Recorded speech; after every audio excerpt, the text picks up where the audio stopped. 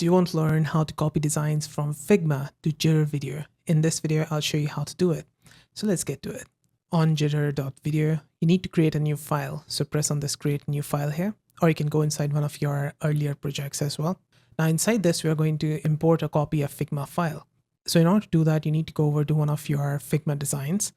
Like I've got this over here. Now, if I try to take all this, go inside Jitter and paste it, it's going to say could not paste.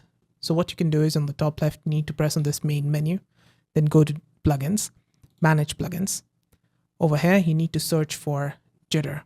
You'll find this plugin, animation for Figma, press on it.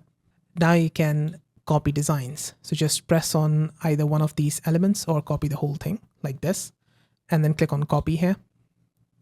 And it's now copied. You can press on this, open in Jitter in order to create a new project, or you can just go inside that new file that we created. And inside it, you need to press on Ctrl+V on your keyboard like this.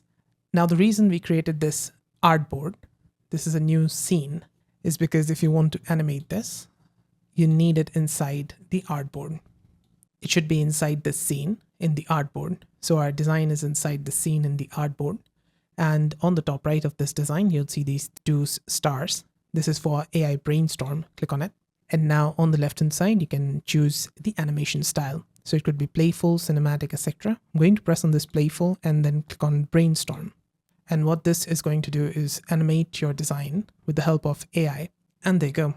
Our design has been animated with the help of this AI brainstorm. And yeah, that's it. That's how to copy designs from Figma over to Jitter video. I hope this video helped. If it did, let me know with a like and comment. And on the right hand side, you can find more Figma or Jitter video related guides and fixes. See you there. Bye for now.